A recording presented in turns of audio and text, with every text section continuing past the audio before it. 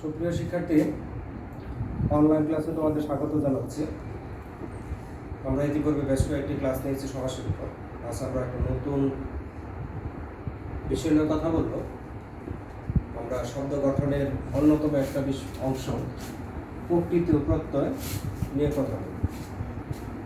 আশা করি তোমরা ভালো আছো এবং সময়টাকে কাজে লাগাচ্ছ। সামনে ঈদ, আমাদের ঈদের সময়টা হয়তো ঘরবন্দি কাটাতে হবে, কিন্তু আমাদের পড়াশোনাটা চালিয়ে যেতে হবে। যদি ইদানিং দেখা যাচ্ছে যে তোমাদের আগ্রহ কম, তবুও আমি বলবো যে পড়াশোনাটা চালিয়ে যেতে হবে। পড়াশোনার বিকল্প কিছু নেই, কারণ সময় কারোর জন্য বসে থাকবে না।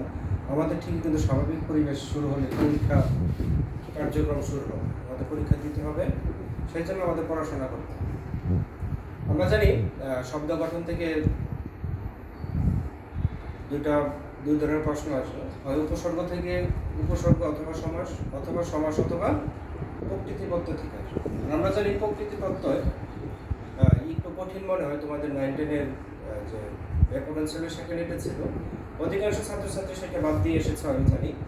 তবু আমাদের এটা পড়তে হবে, কারণ আমরা এই পরীক্ষার জন্য না পড়লেও যারা আমরা উচ্চ স্বপ্ন দেখছি বা বিভিন্ন বিশ্ববিদ্যালয়ে ভর্তির স্বপ্ন দেখছি, সে সকল জায়গায় কিন্তু আমাদের এই প্রত্যয় লাগবে। প্রত্যয় থেকে প্রশ্ন আসবে এবং বিভিন্ন চাকরি পরীক্ষায় কিন্তু প্রশ্ন আসে। সেই জন্য আমাদের এই প্রকৃতি এবং প্রত্যয় পড়তে হবে। আজকে আমরা প্রকৃতি প্রত্যয় প্রাথমিক আলোচনা করব। প্রকৃতি এবং প্রত্যয় আমরা জানবো, আশা করি তোমরা আগেই এই বিষয়গুলো জানো। যদিও আমরা বলে থাকি যে প্রত্যয়ের মাধ্যমে শব্দ গঠিত হয়, কিন্তু আসলে বিষয়টা হলো প্রকৃতি এবং প্রত্যয়। প্রকৃতি ছাড়া আমরা প্রত্যয় যোগ করতে পারব। আমরা তাহলে এই প্রকৃতি এবং প্রত্যয়ের সংজ্ঞাগুলো দেখব। প্রত্যয় কাকে বলে? প্রথমে যদি আমরা দেখি প্রত্যয় জানি আমরা যে শব্দের সাথে সম্পর্কযুক্ত বা শব্দের সাথে অর্থহীন বর্ণাংশ, শব্দের সাথে যুক্ত অর্থহীন বর্ণাংশকে আমরা বলবো প্রত্যয়, অথবা আমরা বলতে পারি শব্দের অতিরিক্ত অংশটাকে বলা হচ্ছে কি শব্দ। আমরা যদি বলি নাগরিক, তাহলে আমাদের মূল শব্দটা ছিল কি নগর যোগ ইক, নাগরিক। অথবা আমরা বলতে পারি ধার্মিক শব্দে কি ছিল ধর্ম যোগ ইক, তাহলে মূল শব্দটা হলো কি ধর্ম, তাহলে অতিরিক্ত অংশ হলো কি ইক। বা আমরা যদি বলি ঢাকা যোগ আই, তাহলে এই আইটা হলো কি আমাদের প্রত্যয়, অর্থাৎ শব্দের সাথে যুক্ত অতিরিক্ত যে বর্ণাংশ তাকে বলা হচ্ছে প্রত্যয়। এখন আমরা যদি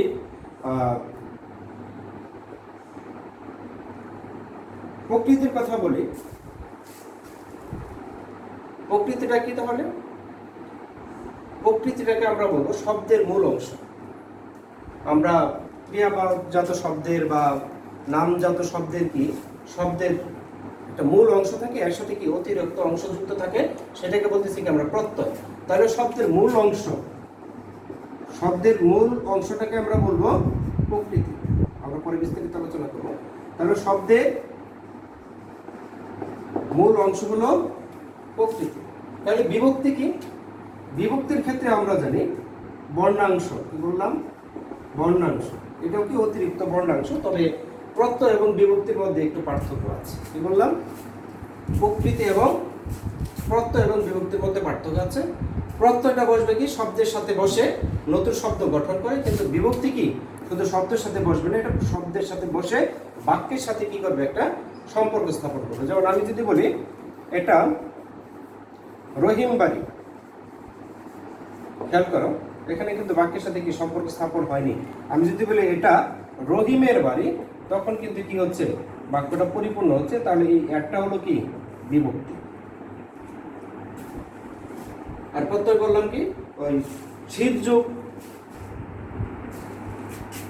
ল হয়ে গেল কি শীতল। তাহলে এই যে লটা, এই লটাকে আমরা আমাদের কি প্রত্যয়। তাহলে এখন আমরা দেখি যে এই প্রত্যয় কত প্রকার।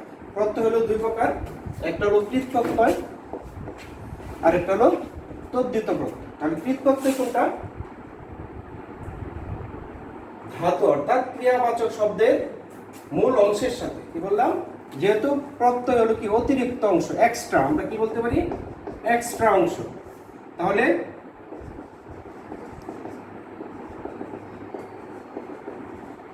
ক্রিয়ার সাথে যদি অতিরিক্ত অংশ বা এক্সট্রা অংশ থাকে তাকে আমরা বলবো কৃত প্রত্যয়।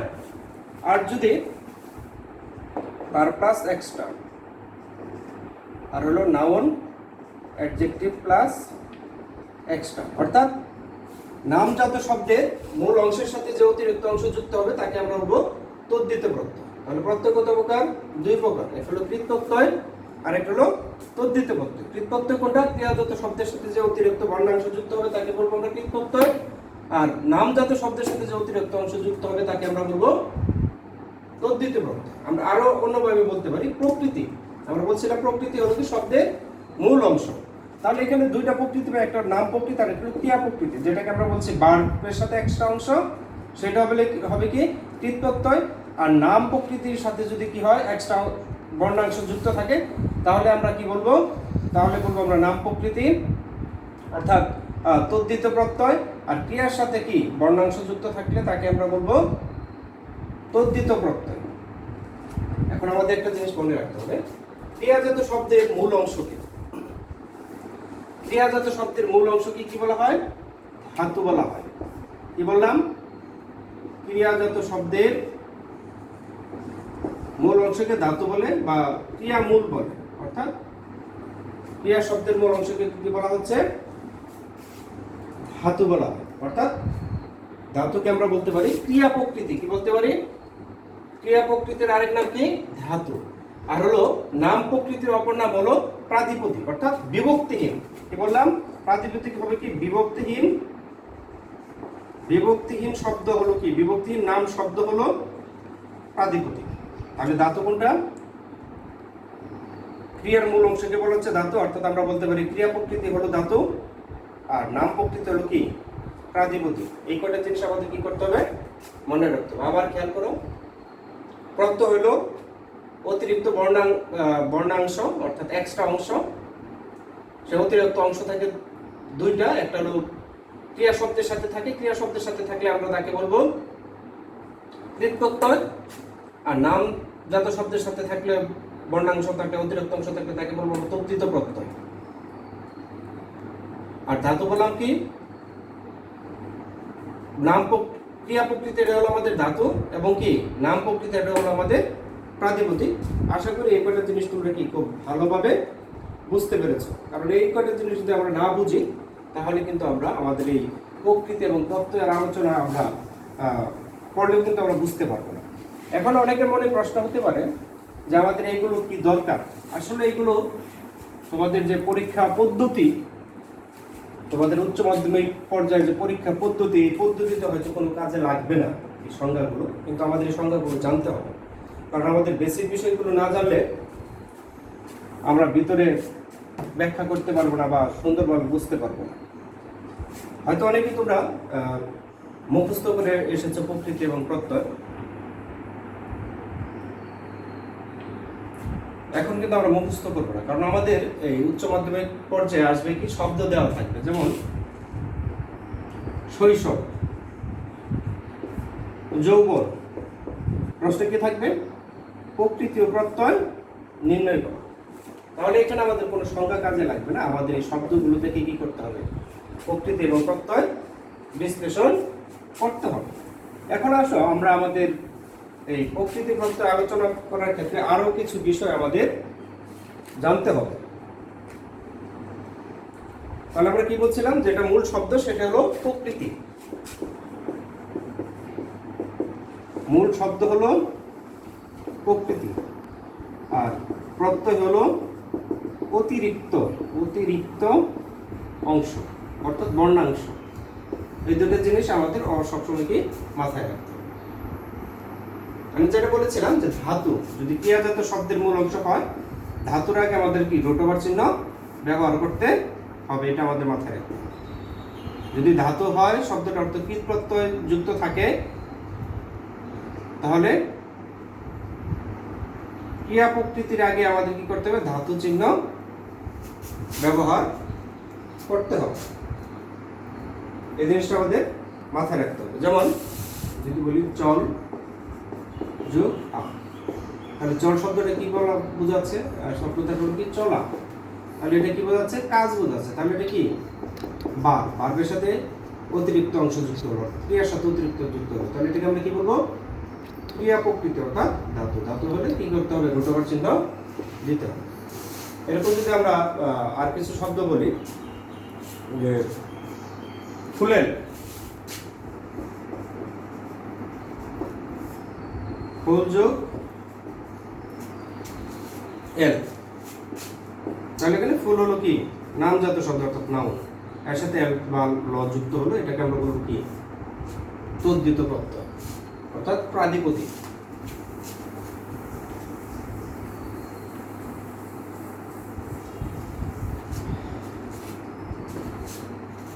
এখানে আমাদের যে ধাতুর কথা বললাম, অর্থাৎ ক্রিয়াজাত শব্দের মূল অংশকে বলা হচ্ছে ধাতু।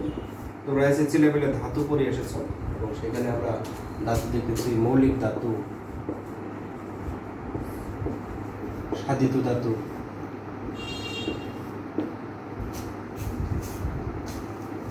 নাম ধাতু ইত্যাদি। সেখানে বাংলা ছিল, ক্রিয়া ছিল, বিদেশি ছিল। এই ধাতুগুলো আমাদের কি করতে হবে? পড়তে হবে। ধাতুগুলো যদি জানা থাকে তাহলে আমাদের এই প্রকৃতি প্রত্যয় নির্ণয় করা সহজ হবে। তোমরা বাসায় এই ধাতুগুলো দেখবে এবং ইন্টারমিডিয়েট এসএসসি লেভেলের যে বইটা আছে মনির চৌধুরী, সেখানে ধাতু অধ্যায়টা তোমরা ভালো করে একটু দেখবে। আশা করি দেখলে তোমাদের এই প্রকৃতি প্রত্যয় নির্ণয়ের ক্ষেত্রে যে আমাদের ধাতু অর্থাৎ বিশেষ করে কৃত প্রত্যয় যখন আমরা নির্ণয় করব, আমাদের এই ক্রিয়ামূলটা নির্ণয় করার ক্ষেত্রে কি হবে? সহজ হবে। আমাদের আরো কিছু বিষয় জানতে হবে এখানে। যে আমরা জানি যে প্রত্যয় যুক্ত হয় সেটাও অব্যয়, বিভক্তি হলো কি? অব্যয়। তবে এটা আমাদের ব্যবহারের ক্ষেত্রে কিছু পার্থক্য রয়েছে। বিভক্তি অবশ্যই বাক্যের সাথে যুক্ত হবে, আর প্রত্যয় যুক্ত হবে কি? শব্দের সাথে। এই বিষয়টা আমাদের মনে রাখতে হবে।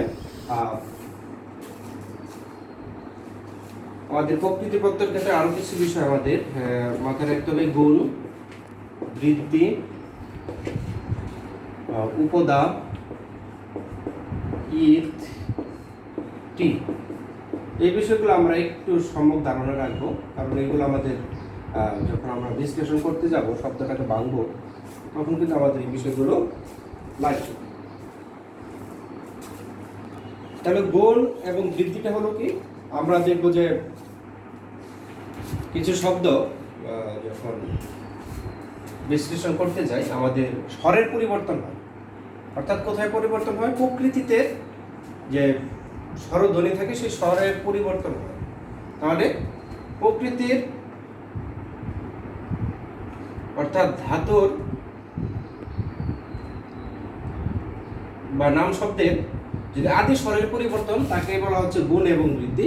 কিছু কিছু পরিবর্তন হলে তাকে বলা হচ্ছে গুণ, আর কিছু কিছু পরিবর্তন হলে তাকে বলা হচ্ছে বৃদ্ধি। তাহলে আমরা একটু খেয়াল করি, আমাদের যদি দেখি যে শব্দ যদি দেখি ধোঁয়া, এই শব্দটা আমরা খেয়াল করি, যদি বিশ্লেষণ করি তাহলে কি হবে? ধোঁয়া। তাহলে শব্দটা দেখো, ধোঁয়া শব্দটা দিয়ে কি বোঝাচ্ছে? কাজ বোঝাচ্ছে। তাহলে এটার ধাতু হলো ধু। তাহলে প্রত্যয় কি? আ। এখন দেখো শব্দের সাথে কিন্তু মিলে নেই। দেখো এখানে ছিল উকার, এখানে হলো রস্যকার। তাহলে কি? এখানে দেখো আদি স্বরের পরিবর্তন হয়েছে, রস্যকার থেকে কি হয়েছে? উকার হয়েছে। তাহলে একটা পরিবর্তন হলো, আপাতত মনে রাখো এটা একটা পরিবর্তন হলো। আবার যদি আমরা দেখি যৌবন, যোগ যোগ অন, তাহলে এখানে দেখো উকার আছে, এখানে আছে রস্যকার, তাহলে এখানে কি হয়েছে? একটা পরিবর্তন হয়েছে। তাহলে দুইটা পরিবর্তন কি একরকম না? রস্য থাকলে কি হয়েছে? উকার হয়েছে, আর একটা জায়গায় কি রস্যকার থাকলে উকার হয়েছে। তাহলে এটা ক্ষেত্র বিশেষে কোথাও আমরা গুণ বলবো, আবার কোথাও কি বৃদ্ধি বলবো। তাহলে তোমরা একটু লিখে নাও যে কোথায় কোন পরিবর্তন হলে আমরা বৃদ্ধি বলবো আর কোন পরিবর্তন হলে আমরা তাকে গুণ বলবো। তাহলে আমরা দেখো গুণ যদি দেখি, গুণের পরিবর্তনগুলো যদি দেখি আমরা,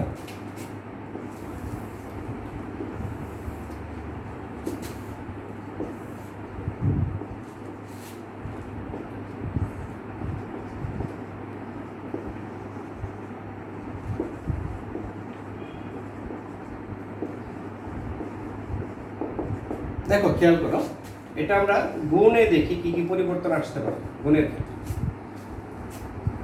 গুণের ক্ষেত্রে আমরা যদি দেখি যে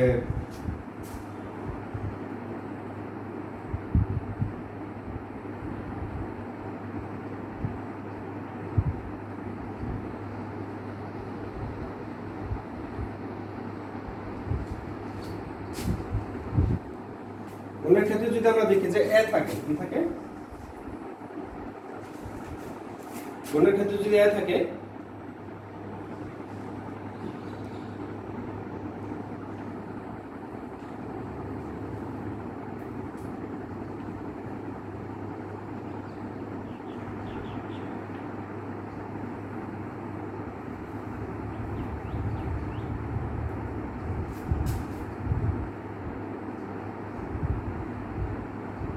তাহলে বিশ্লেষণে আমরা কি নিয়ে আসবো,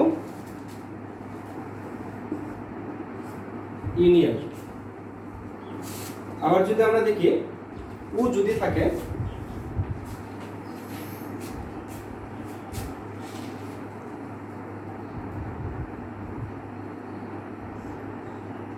তাহলে বিশ্লেষণের ক্ষেত্রে আমরা হ্রস্ব নিয়ে আসবো। আবার যদি আমাদের অর থাকে, মূল শব্দের যদি অর থাকে, বিশ্লেষণের ক্ষেত্রে আমরা কি নিয়ে আসবো, র অথবা রিকার নিয়ে আসবো।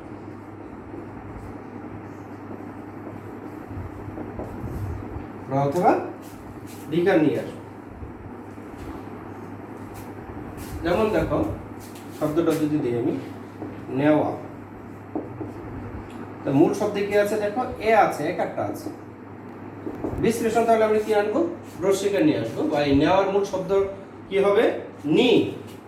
নেওয়ার মূল শব্দ হবে কি, নি।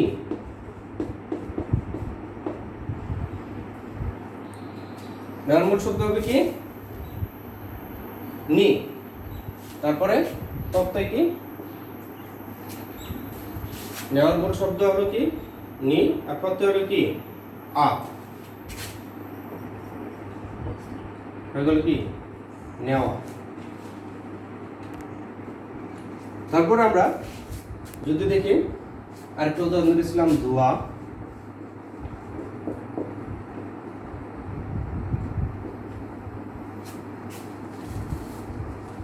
মূল শব্দটা ছিল আমাদের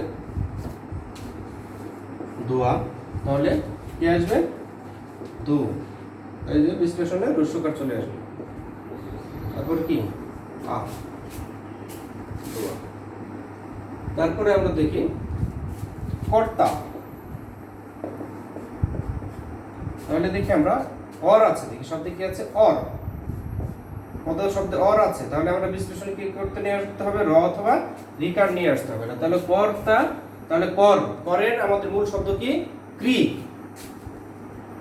ক্রি যোগ তা, এইগুলো কর্তা। তাহলে আশা করি বুঝতে পেরেছো যে আমাদের মূল শব্দ কি যদি থাকে, একার থাকে বা এ থাকে, তাহলে বিশ্লেষণ আমরা রস্য অথবা দীর্ঘিকার নিয়ে আসবো। যদি মূল শব্দ উ থাকে বা উকার থাকে, তাহলে আমরা কি রস্য অথবা দীর্ঘ নিয়ে আসবো। যদি অর উচ্চারণ থাকে, তাহলে আমরা কি র অথবা রিকার নিয়ে আসবো বিশ্লেষণ সময়। তাহলে আমাদের মাথায় রাখতে হবে যে আমাদের শব্দটা কিন্তু বিশ্লেষণ করতে হবে। আশা করি তোমরা এই গুণের এই নিয়মটা বুঝতে পেরেছো। এখন আসো আমরা যাই বৃদ্ধিতে।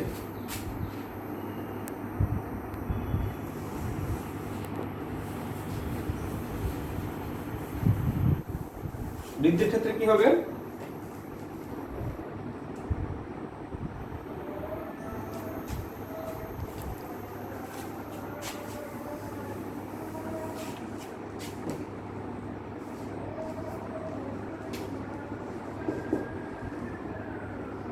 তাহলে ঐকার যদি থাকে, মূল শব্দ রস্যই থাকলে আমরা বিশ্লেষণের সময় কি নিয়ে আসবো, ওইকার নিয়ে আসবো।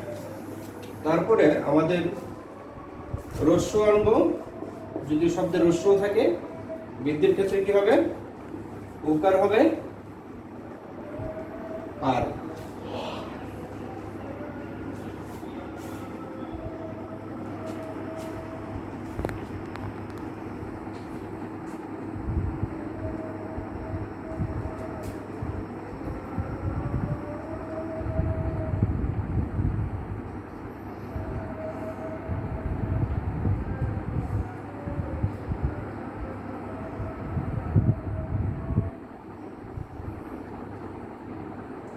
তারপর যদি আমরা যদি থাকে র অথবা রিকার, র অথবা রিকার,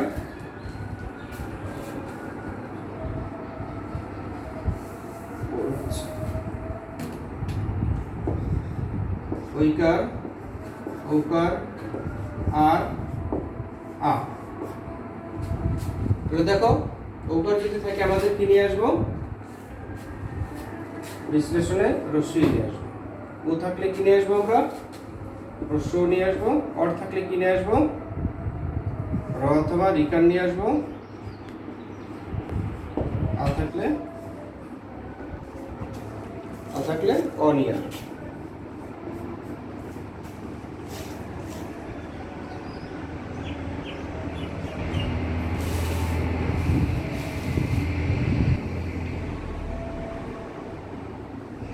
খেয়াল করো, উদাহরণ খেয়াল করো।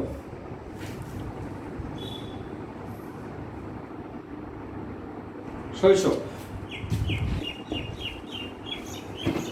দেখি শব্দে কি আছে, ঐকার আছে, তাহলে বিশ্লেষণ কি নিয়ে আসবো, রস্যিকার। তাহলে শিশু, তাহলে কি শিশু হয়ে গেল। তারপর কি নিব আমরা, অ অথবা স্ন, শৈশব। তারপর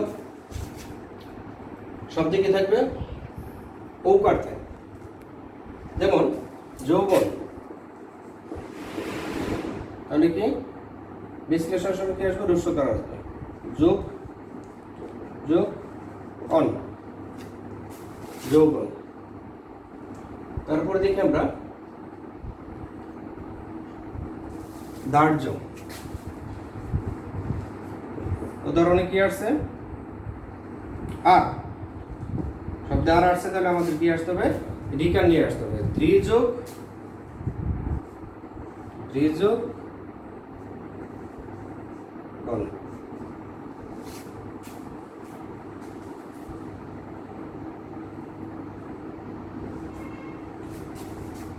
আরেকটা শব্দ যদি আমরা দেখি,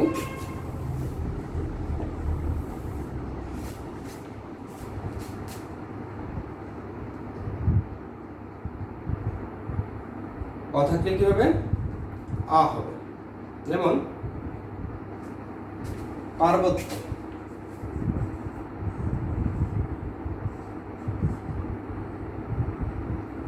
পর্বত যোগ জয়, পর্বত যোগ জয়। যেখানে দেখলাম পর সাথে গিয়েছে আ চলে আসছে, কিন্তু আমাদের মূল শব্দে আছে কি, অ। তাহলে মূল অংশে আছে আ, তাহলে বিশ্লেষণ চলে আসবে কি, অ, পর্বত যোগ জ। এভাবে আমরা বলতে কি, সাহিত্য, শহীদ যোগ জ, সাহিত্য, শহীদ যোগ জ, সাহিত্য। এই হলো আমাদের মোটামুটি কি গুণ এবং বৃদ্ধি। আমাদের আরো কিছু বিষয় রয়ে গেল, যে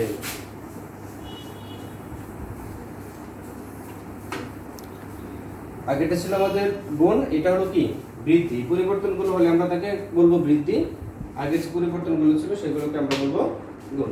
এখন এরপরে আমরা বলেছিলাম যে আমরা আরো কিছু বিষয় নিয়ে কথা বলবো, সেটা হলো উপদা। ঈদ, টি, উপদা কি, উপদা হলো আমরা যে শব্দটা পাই, যে ক্রিয়ামূল বা শব্দমূল, শব্দমূলের অন্তধ্বনির আগের ধ্বনি কি বললাম, উপদা হলো অন্তধ্বনির আগের ধ্বনি, অন্তধ্বনির আগের ধ্বনিকে বলা হচ্ছে কি উপদা, অন্তধ্বনির আগের ধ্বনিকে বলা হচ্ছে উপদা।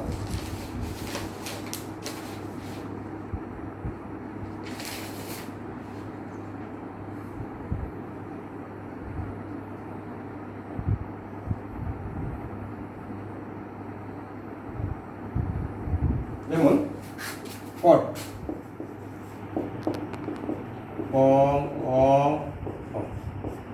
অন্তর্ধ্বনি আগের ধ্বনি কোনটা আমাদের? অন্তর্ধ্বনির ঠ আর আগের ধ্বনির কি অ, তাহলে এটা হলো উপদা। এখন ঈদ যদি বলি আমরা, ঈদ হলো লোপ পাওয়া, ঈদ হলো লোপ পাওয়া, ঈদ মানে লোপ পাওয়া। তাহলে আমরা দেখব প্রকৃতির সাথে যখন প্রত্যয় যোগ হয়, কি বললাম? প্রকৃতির সাথে যখন প্রত্যয় যোগ হয়, প্রত্যয়ের কিছু অংশ কি হয়? লোপ পায়। প্রকৃতির সাথে যখন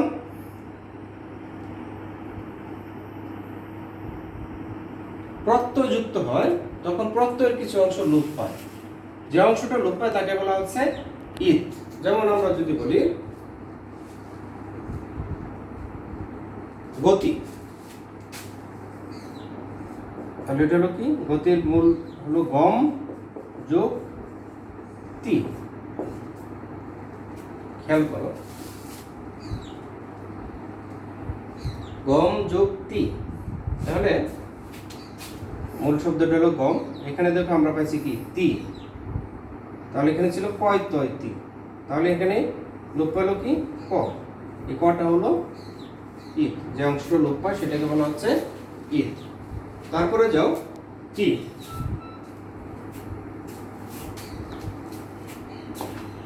তাহলে আমরা টি বলবো কাকে?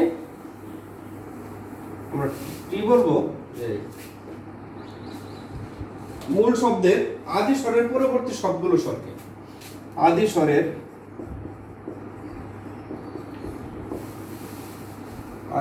আদি স্বর বাদে, আদি স্বরের পরবর্তী ধ্বনি সমষ্টি, অর্থাৎ আদি স্বর বাদ দিয়ে বাকি যে স্বরগুলো আছে তার সমষ্টি হলো কি? টি। যেমন আমি আগে বলছিলাম পট, প, অ, ঠ। তাহলে আদি স্বর প বাদে হলো অট। এই অটটুকু হলো আমাদের কি? টি। তাহলে আমরা কি পেলাম আজকের আলোচনায়? আমরা পেলাম প্রকৃতি কি, প্রত্যয় কি, বিভক্তি কি, এবং প্রত্যয় এবং বিভক্তির মধ্যে সম্পর্ক কি, কখন আমরা প্রত্যয় বলবো, কখন আমরা বিভক্তি বলবো, কৃত প্রত্যয়, তদ্ধিত প্রত্যয়। তারপরে আমরা পেলাম ধাতু, পাইলাম আমরা প্রাতিপদিক, এরপরে আমরা পেলাম গুণ, বৃদ্ধি, উপদা, টি, ঈদ। এই হলো আমাদের মোটামুটি যে প্রকৃতি প্রত্যয় আলোচনার ক্ষেত্রে যে প্রাথমিক বিষয়গুলো, এই বিষয়গুলো আমাদের মনে রাখতে হবে। শুধু মনে রাখলে না, আমাদের এগুলো কিন্তু পরবর্তী সময়ে কাজে লাগবে। বিভিন্ন ভর্তি পরীক্ষায়, চাকরি পরীক্ষায় অবজেক্টিভ আকারে এগুলো আসবে। কিন্তু তোমাদের পরীক্ষার জন্য কিন্তু এগুলো হয়তো অবজেক্টিভ আকারে আসবে না, তোমাদের শব্দগুলো বিশ্লেষণ করতে হবে। আর আমরা যখন প্রকৃতি প্রত্যয় এগুলো কঠিন মনে হয়, আমরা যখন বিশ্লেষণ করে সহজ করতে যাব তখন কিন্তু আমাদের এই বিষয়গুলো লাগে। যদি আমরা ধাতুগুলো মুখস্থ করতে পারি, বা আমাদের প্রত্যয়ের যে প্রকারভেদ আছে, কৃত প্রত্যয় আছে বাংলা সংস্কৃত, তদ্ধিত প্রত্যয় আছে বাংলা সংস্কৃত বিদেশি, এই প্রত্যয়গুলো যদি আমরা মোটামুটি মনে রাখার চেষ্টা করি তাহলে আমরা সহজে কোনটা কৃত প্রত্যয় কোনটা তদ্ধিত প্রত্যয়টা মনে রাখতে পারবো। যদি কোনো শব্দের সাথে ক্রিয়াজাত শব্দের সাথে যদি প্রত্যয় বসে তাহলে আমরা চোখ বন্ধ করে তাকে বলবো কৃত প্রত্যয়, আর যদি নামজাত শব্দের সাথে প্রত্যয় বসে তাকে আমরা বলবো কি? তদ্ধিত প্রত্যয়। তোমাদের মূলত থাকবে এইভাবেই যে শব্দ দেওয়া থাকবে, শব্দ কি করো? প্রকৃতি প্রত্যয় নির্ণয় করে একটা শব্দ নিবা, মাঝখানে বিশ্লেষণ করবো, তারপর কি? প্রত্যয়ের নাম। যেমন আমি যদি বলি পাঠক, এটা হলো কি? মূল শব্দ। বিশ্লেষণ, বা আমরা আরো বলতে পারি প্রকৃতি প্লাস প্রত্যয়। এখানে হলো প্রত্যয়ের নাম, তাহলে গড় হয়ে গেল। এইভাবে কি করতে পারো তোমরা দিতে পারো, যেমন পট যোগ অক অথবা নক হয়ে গেল কি কৃত প্রত্যয়। এবার আমরা উত্তর করব। আশা করি তোমরা বুঝতে পেরেছ। সামনে ঈদ কাটা ভালো হবে এবং এর মধ্যে একটু একটু পড়াশোনা করো। আর তোমরা ভালো থেকো, সুস্থ থেকো, সরকারি নির্দেশনা মেনে ঘরে থাকো এবং স্বাস্থ্যবিধি মেনে ঈদ উদযাপন করো। সেই শুভকামনা, বিদায়। ধন্যবাদ সবাইকে।